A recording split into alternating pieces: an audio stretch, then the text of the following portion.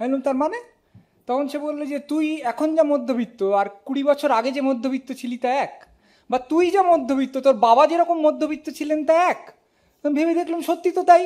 20 বছর আগে তো বটেই, তখনও মধ্যবিত্ত আলাদা ছিল, আর তারও আগে মানে যে মধ্যবিত্তকে নিয়ে বাংলা সাহিত্য, বাংলা চিত্রকলা, কি বাংলায় তো চিত্রকলা হয় না, মানে বাঙালির চিত্রকলা কিংবা নাটক কিংবা গান এইসব হয়েছে, যে মধ্যবিত্ত চিত্রিত হয়েছে, বিবৃত হয়েছে, সেই মধ্যবিত্তর যে বাইরের লক্ষণগুলো আর এখনকার মধ্যবিত্তর যে বাইরের লক্ষণগুলো, সেগুলো কি আদৌ এক না? তার আকাশ পাতাল তফাৎ হয়ে গেছে। সেই মধ্যবিত্ত যখন খেত তখন পাতে একটা গোটা ডিম পেত না। দেখবেন সবাই বলে আমরা তো গোটা ডিম খাইনি কখনো, অর্ধেক করা হতো, সেই অর্ধেকও আবার ঠিক ঠিক সমান সমান হতো না, তাই নিয়ে বিতণ্ডা হতো, ও কুসুম বেশি পেয়ে গেছে আমি পাইনি। এখন দিনে 3টে ডিম খাচ্ছে, সব সেদ্ধ নয়, বেশি অমলেট করে খাচ্ছে, যাকে মধ্যবিত্ত আদর করে ডাকে মামলেট। আর ধরুন আগে রেস্তোরাঁয় কবার খেত, ধরছি বছরে 2বার, এখন খায় সপ্তাহে 2বার। আর যদি সুইগি জোম্যাটো করে বাইরের খাবার আনিয়ে খাওয়াটাকে বাইরের খাওয়া ধরেন, তাহলে বোধহয় রোজ। সিনেমা বছরে দেখতো 2টো, এখন দিনে দেখে 3টে। মধ্যবিত্ত যে বাবা মা, তারা কল্পনা করতে পারতেন না যে তাদের কোনোদিন বাড়ি গাড়ি হবে। ওটা উচ্চবিত্তদের জন্য, বড় লোকদের জন্য, তারা বাড়ি গাড়ি করবে। এখন মধ্যবিত্তের একটা বাড়ি আছে, আরেকটা হচ্ছে নিউ টাউন বা শান্তিনিকেতনে, প্রমোটার একটু গোলমাল করছে, 2 বছরের মধ্যে হয়ে যাবে, কোনো চিন্তা নেই। একটা গাড়ি আছে ছোট, কিন্তু একটা এসইউভি না হলে মন ভরছে না। সবাই মিলে হইচই করতে করতে অন রোড একটা পুরী ট্রিপ না হলে কি করে মধ্যবিত্ত নিজের দিনগুলোকে উদযাপন করবে? এবং মধ্যবিত্তর যে ছেলে মেয়ে, যারা সকাল থেকে উঠে ল্যাপটপে বা মোবাইলে, কিশোর কিশোরী, যুবক যুবতী আবি জাবি সার্ফ করছে, কোনো মানে নেই, হট করে গা ঝাড়া দিয়ে উঠে উফ কীরকম ম্যাচ করছে, করে গিয়ে একটা ক্যাফেতে গিয়ে বসলো, কি করছে? ওই একই কাজ, ল্যাপটপ বা মোবাইলে হাবি জাবি সার্ফ করছে, কিন্তু একটা 150 টাকা দামের কফি আস্তে আস্তে খাচ্ছে। তাদের জিজ্ঞেস করো পুজোয় কি চাই, আগে সবাই কি বলতো, নতুন জামা, নতুন জুতো। এখন তাদের চাই, পুজোয় চাই নতুন ট্যাটু।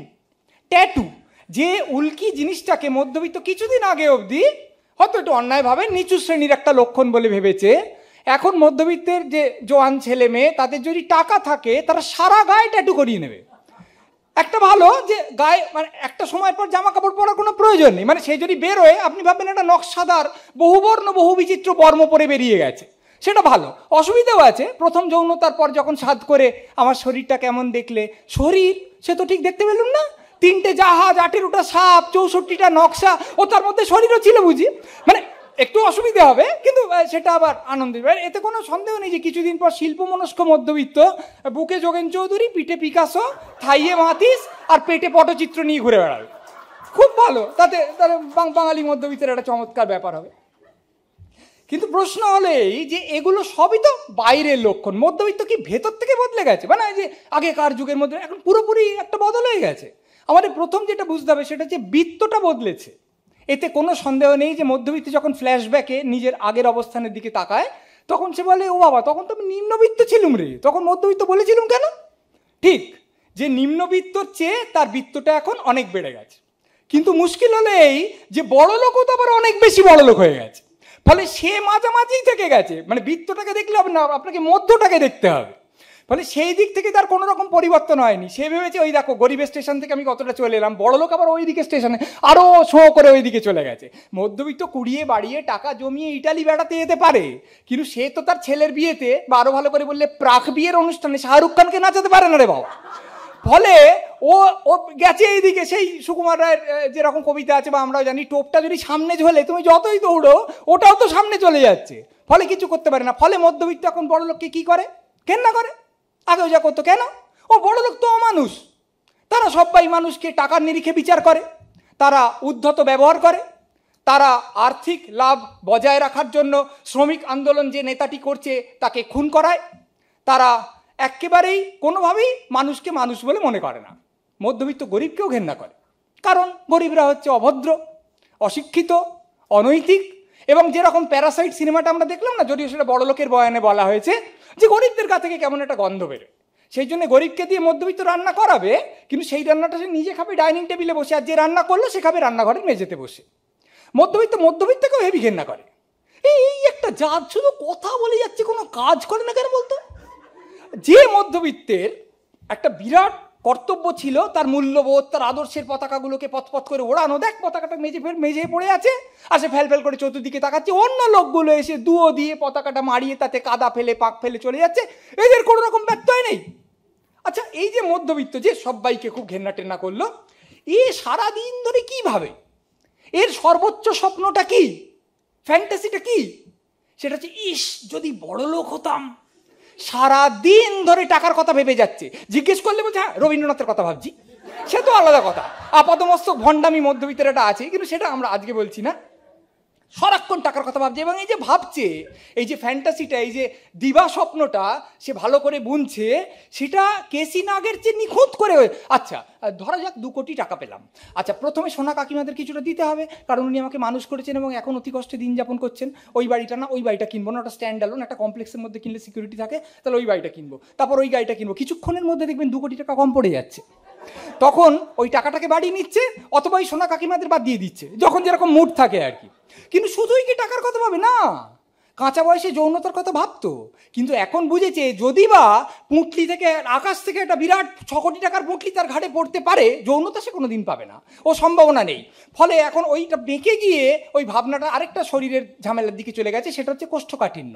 সারাদিন ভেবে যাচ্ছে, এবং তার মনে হয় জীবনকে মসৃণ করার জন্যে সে সিগারেট, ইসবগুল, পাকা পেয়ারা, বেলের মোরব্বা, খবরের কাগজের খুন রাহাজানির সংবাদ, সমস্ত কিছু চেষ্টা করে দেখছে, কিন্তু এখনো এই ধাঁধাটা ভেদ করতে পারেনি। কদিনের মধ্যে হয়তো বেরিয়ে যাবে, সেটা আমরা জানি না। কিন্তু তাকে ধারণ করে রেখেছে কি, সেটা হচ্ছে টাকার প্রতি উচ্চণ্ড লোভ। তার মানে একজন মধ্যবিত্ত আসলে বড়লোককে খুব ভালোবাসে, মধ্যবিত্ত গরিবকেও খুব ভালোবাসে। কারণ ফ্যান্টাসির সময় সে ভাবে আমি বড়লোক, কিন্তু তর্কের সময় সে বলে আমি গরিব। আমরা যারা গরিব, যাদের কিছু নেই, তাদের কথাটা তো ভাবতে হবে, তাদের দিকটা তো বুঝতে হবে। সে যখন কাউকে ঠেস দেয়, সে বলে আমরা তো আর বড় লোক নই, আমাদের ওভাবে চললে হবে না, আমাদের অন্যরকমভাবে চলতে হবে। এবং বিদ্রোহ জিনিসটা তার ভীষণ পছন্দের। বিশ্বকাপে দেখবেন যখন বড় দলের সঙ্গে ছোট দল খেলছে, মধ্যবিত্ত অবধারিতভাবে ছোট দলকে সমর্থন করে। হ্যাঁ, যখন জার্মানির সঙ্গে রুমানিয়া, মধ্যবিত্ত রুমানিয়া, আবার রুমানিয়ার সঙ্গে সেনেগাল, মধ্যবিত্ত সেনেগাল, তখন রুমানিয়াকে ভালো লাগছে, বেশি কালো, এদের সমর্থন করতে হবে।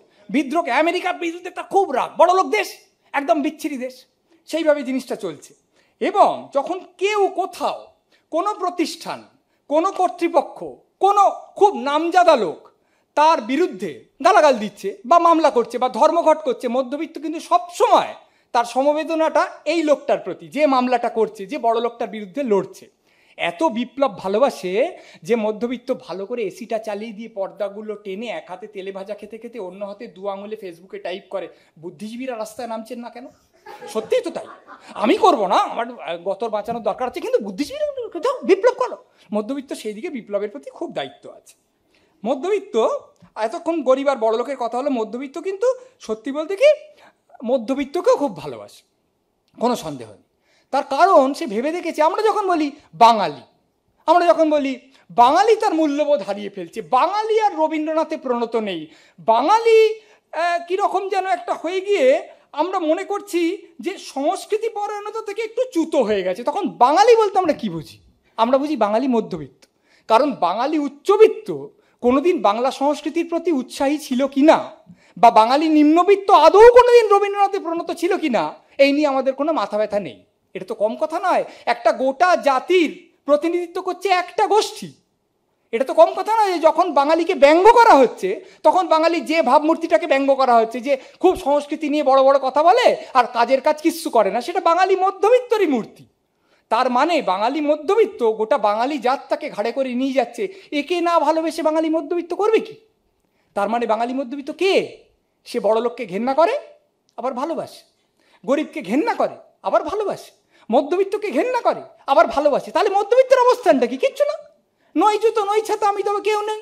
তাকে কেউ বলতে পারে ওর এটা প্রিন্টিং মিস্টেক হয়ে গেছে, তুই হচ্ছিস মধ্যবিত্ত নয় মধ্যচিত্ত।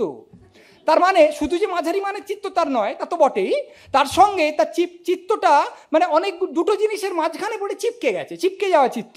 সেই জন্য ওর নাম আসলে হচ্ছে মধ্যচিত্ত। সে হচ্ছে চিরকালীন দ্বিধাগ্রস্ত, মানে বুঝতে পারছে না কোন দিকে যাবে। যখন গরিবের প্রতি সে সমবেদনা দেখায়, তখন মনে হয় একটা সহজ ও তরল বামপন্থার ম্যানিফেস্টো সে গিলে ফেলেছে। কিন্তু যখন বড়লোককে দেখে তার মনে লোভ লগ করে, উফ এরকম একটা বাড়ি হতে পারলো না, এরকম একটা গাড়ি, তো তখন দেখা যায় ওই ম্যানিফেস্টোটা সে ত্যাগ করে ফেলেছে। ফলে এই চিরকালীন দ্বিধাগ্রস্ত যাতে যা ছিল তাই আছে, কিচ্ছু বদলায়নি। সত্যি কিচ্ছু বদলায়নি। কি একটা জিনিস বোধহয় বদলেছে, একটা বড় বদল, সেটা হচ্ছে তার মূল্যবোধের যে একটা লিস্টই আছে, তো একটা তালিকা আছে, তার খুব ওপর দিকে একটা জিনিস ছিল যেটা মধ্যবিত্ত বহুদিন ধরে তার সম্পদ বলে মনে করতো, সেটা হচ্ছে ভদ্রতা। তাকে শেখানো হতো যে বাড়িতে বাবু তুমি যা খুশি বলো, মেজাজটি আজ খারাপ করো, কিচ্ছু না, কিন্তু বাইরে গিয়ে প্রকাশ্যে তুমি অভদ্র ব্যবহার করবে না, তুমি সৌজন্য বজায় রাখবে। এমনকি যদি লোকটার প্রতি তোমার খুব রাগও হয়, তুমি বাড়িতে এসে গজগজ করবে, কিন্তু তার সঙ্গে কথা বলার সময় তুমি তোমার আত্মমর্যাদা থেকে চ্যুত হবে না। তাহলে কিন্তু আমি তোমাকে বলবো, তুমি সম্মানটা নষ্ট করলে কেন, তুমি ওই লোকটার স্তরে নেমে গেলে কেন। এটা এত প্রতিষ্ঠিত ছিল যে মধ্যবিত্তকে ব্যঙ্গ করা হতো ভদ্র লোক বলে। মধ্যবিত্ত আর নিম্নবিত্তের ঝগড়া হচ্ছে, তা নিম্নবিত্ত চলে যাওয়ার সময় পার্টিং শট, মানে শেষ একটা ডায়লগ দেয় তো, সেটা বলছে ভালো জামা কাপড় পরলেই ভদ্রলোক হওয়া যায় না। তার মানে সে মনে করছে যে কলহের সময়ও তুমি তোমার ভদ্রতা থেকে চ্যুত হবে না, তুমি অশালীন শব্দ ব্যবহার করবে না, তুমি অশিক্ষিত ভঙ্গি ব্যবহার করবে না। মধ্যবিত্তের কাছে এই প্রত্যাশা শুধু মধ্যবিত্তের নয়, যে মধ্যবিত্ত নয় তারও। সেই মধ্যবিত্ত এখন কীরকম, তার গোটা সমাজ জুড়ে অসভ্যতা, অন্যকে অপমান করার আনন্দ এর পুলক একদম থরথর করছে। একটা লোকের সঙ্গে আলাপ নেই, অচেনা, তার সঙ্গে যে কর্কশ ব্যবহার করছে বা একটা কথা বিনিময় হয়েছে, তাকে যাচ্ছে তাইভাবে সবার সামনে অপদস্থ করাকে বলা হচ্ছে সপ্রতিভতা। এখন ভদ্রতা হচ্ছে একটা অক্ষমতা, একটা দুর্বলতা।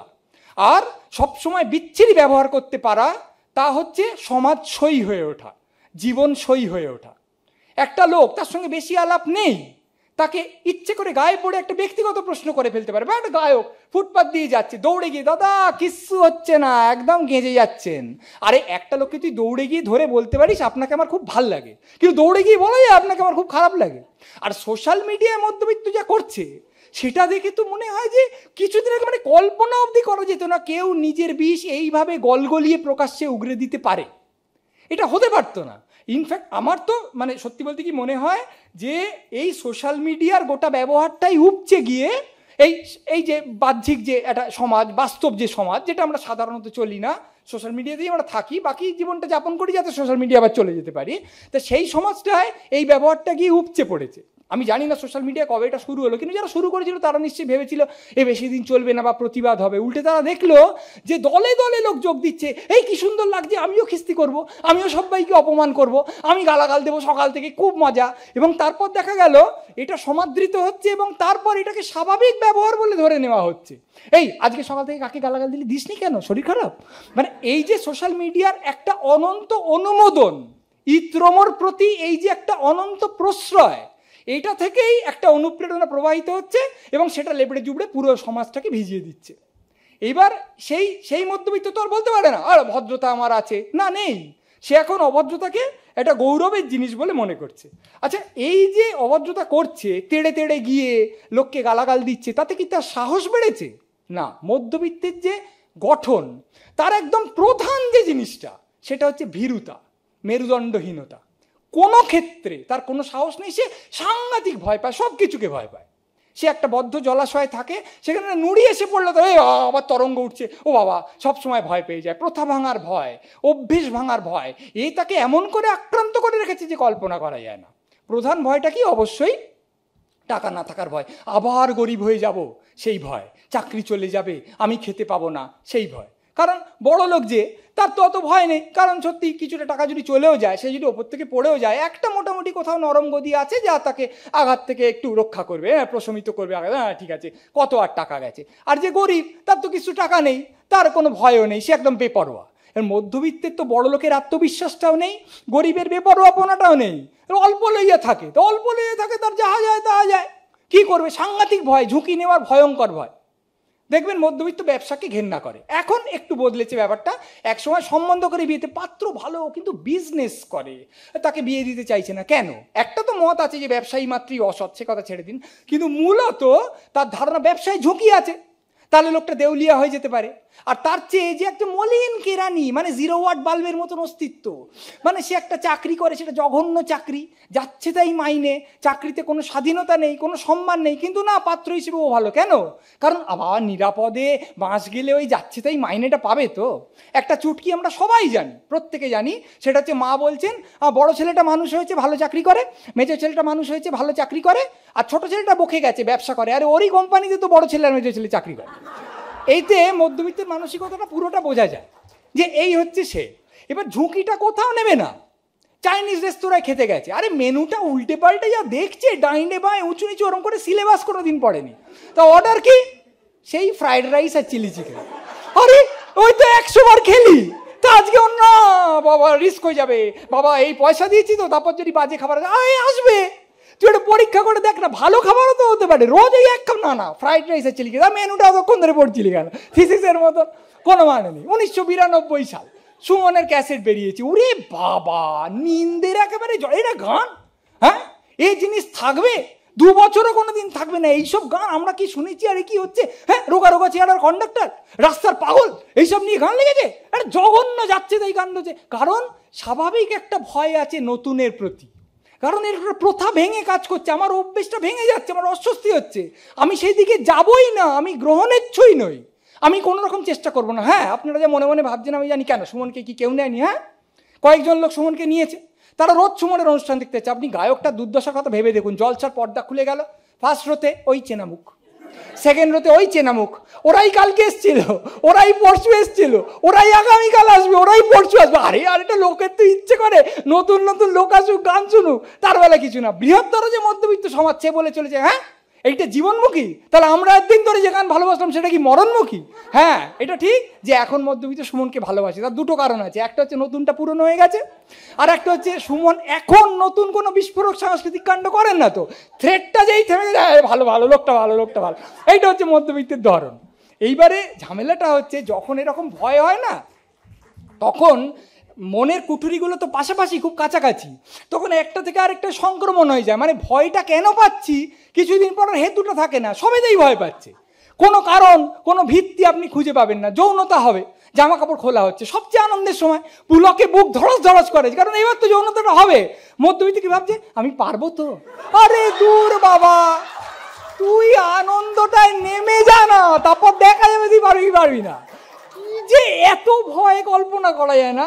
এবং এইভাবে যে জিনিসটার মধ্যে যাচ্ছে, যেতে যেতে হয়েছে কি, লোকে বাঘকে ভয় পায়, লোকে মনস্টারকে ভয় পায়, মধ্যবিত্ত আনন্দকে এমন ভয় পায়। হঠাৎ সন্ধ্যে 7:30 একটা বন্ধুর বাড়িতে বসে আছে, হৃদয় দেখছে ছনছন করে আনন্দের হাওয়া বইছে, হ্যাঁ আমার হঠাৎ আনন্দ হচ্ছে কেন?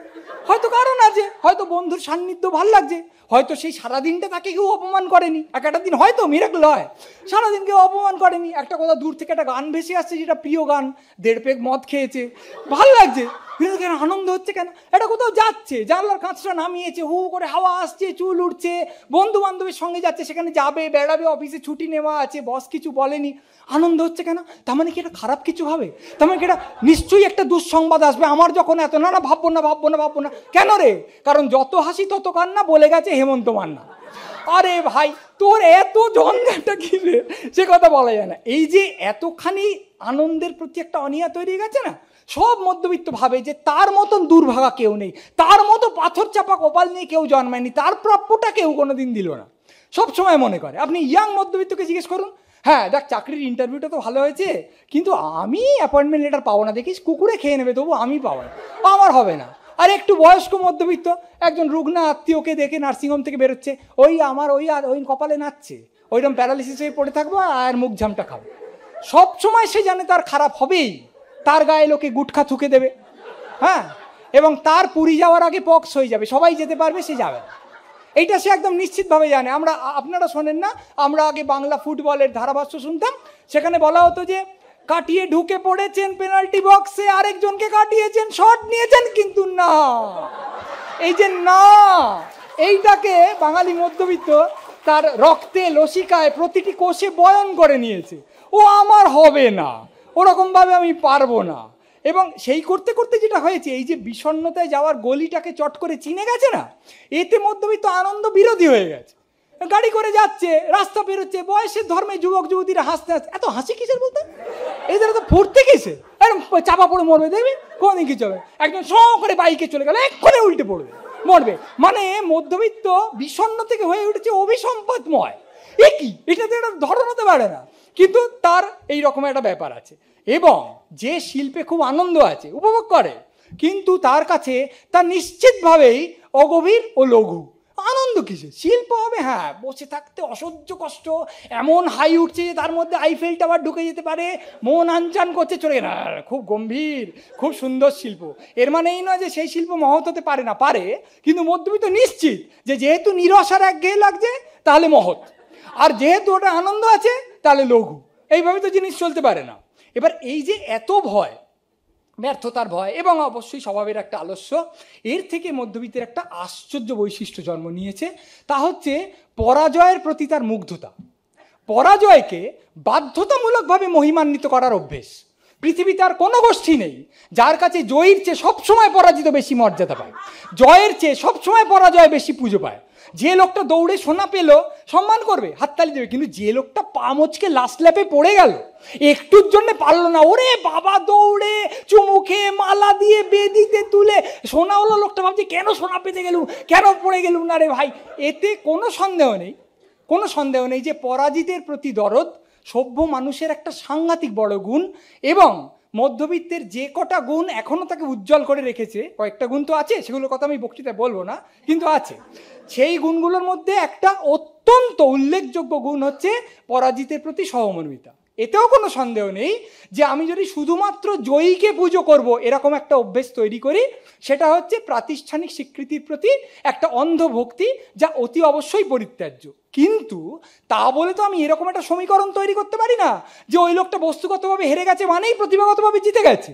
তা কি করে বুঝলি? ওর একটা নোবেল পেয়েছে, হ্যাঁ বাহ ভালো লিখতো, হ্যাঁ ও না খেতে পেয়ে মরে গেছে, কোনো স্বীকৃতি পায়নি, ও হচ্ছেও ভালো লিখতো, এই হচ্ছে প্রকৃত চ্যাম্পিয়ন। কি করে বুঝলি? তুই আগে লেখাটা দেখ, বঞ্চনাটা দেখছিস কেন?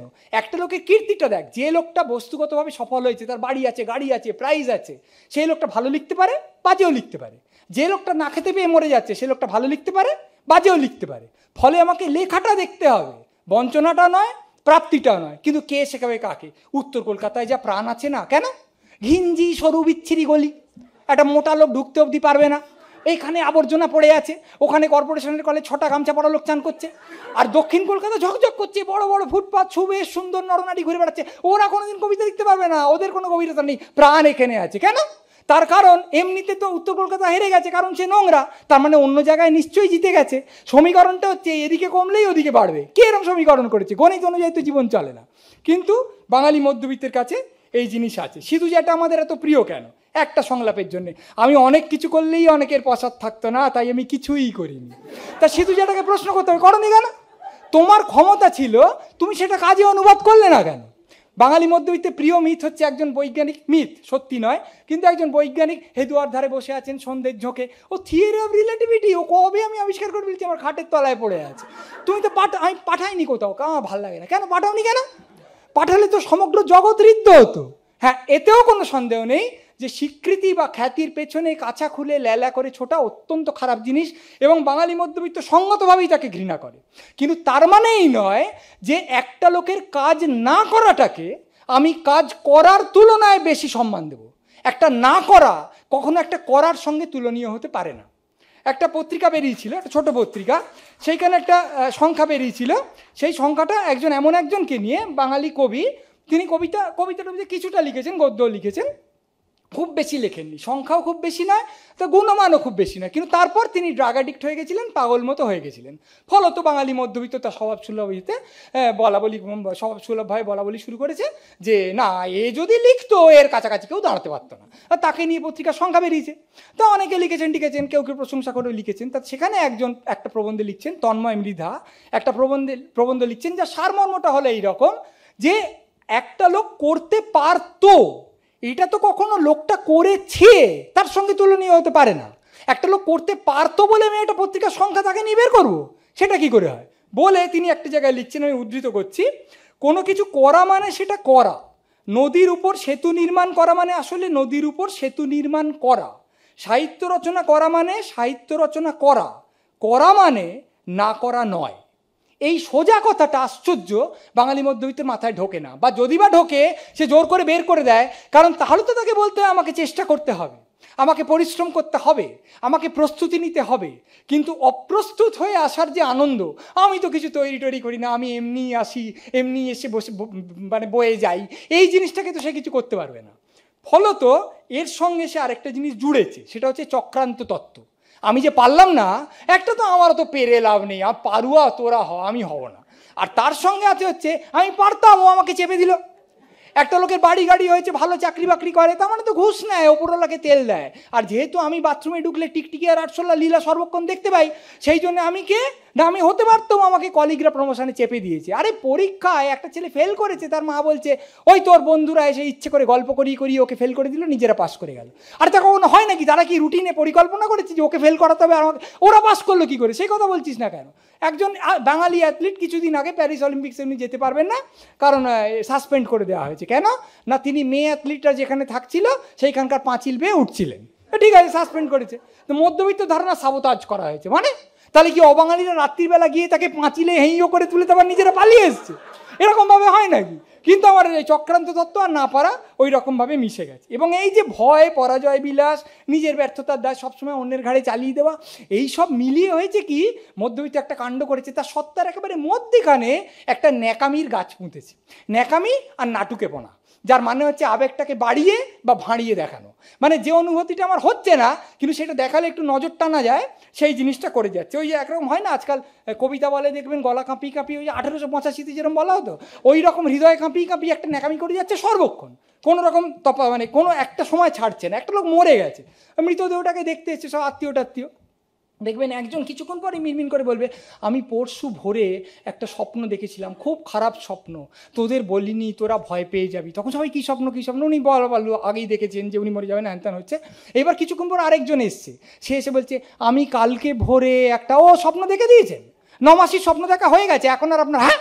সে লোকটা কি রাগ, সে সবে সংলাপটা তৈরি করে এসছে, কিন্তু জ্যাম ছিল বলে আগে আসতে পারেনি, তার স্বপ্নটা বাতিল হয়ে গেল। তাহলে আমি চলে যাই, আমার থেকে কি হবে, আমার আবার অফিস আছে, কি দরকার? কারণ ওই স্বপ্নটা তোকে বলতে হবে। সন্তান খুব একটা কাঁদছে না, বাবা বা মা মারা গেছে, খুব একটা কাঁদছে না, সহজে ওকে কাঁদাও, ও পাথর হয়ে গেছে, তা নাহলে সর্বনাশ হয়ে যাবে।